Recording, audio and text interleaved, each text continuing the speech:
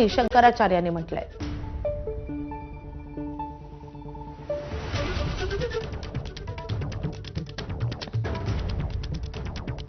आपल्यासोबत शंकराचार्य स्वामी प्रज्ञानंद सरस्वती जी महाराज है.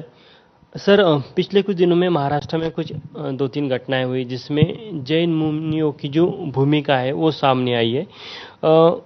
उनकी भूमिका को आप किस परिप्रेक्ष्य में देखते हैं?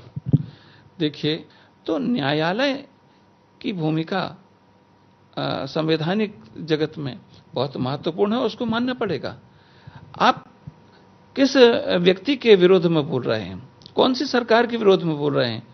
जो राष्ट्र का निर्माण करने वाली है, धर्म का उद्धार करने वाली है, धर्मनिष्ठा को रखने वाले देवेंद्र जैसे सरल, सहज और धर्मनिष्ठ व्यक्ति के लिए यदि आप जहर उगलते हैं तो आपसे बड़ा हिंसक कोई और नहीं हो सकता. आप जिस भूमिका में हैं, संत की भूमिका में, मुनि की भूमिका में, मुझे लगता है वो भूमिका आप ठीक से निर्वहित नहीं कर पा रहे हैं. कहीं ना कहीं आप एक संगठनात्मक, एक तरफ आप धर्म कह रहे हैं, जैन धर्म को धर्म है तो फिर वो संगठन नहीं हो सकता. लेकिन यदि ऐसी बात आप कर रहे हैं तो जैन धर्म को तो आप संगठन के रूप में बना रहे हैं.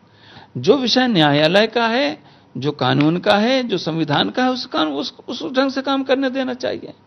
सरकार प्रतिबद्ध होती है संविधान की. जब कोई मुख्यमंत्री हो, चाहे मंत्री हो, चाहे प्रधानमंत्री हो, चाहे कोई न्यायतंत्र का व्यक्ति हो, वो संविधान की शपथ लेता है.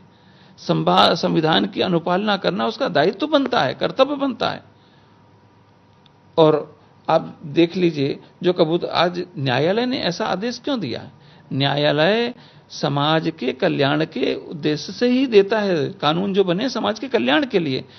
उन्होंने जो दिया है, स्वास्थ्य पर परेशानी आ रही है, स्वास्थ्य पर संकट आ गया है मानव जगत के, तो इसलिए उनका कहना है कि जो जगह जहां जिसके लिए निर्धारित है, जंगल हैं, पार्क हैं, बगीचे हैं, वहां पर ये सब चीजें बननी चाहिए.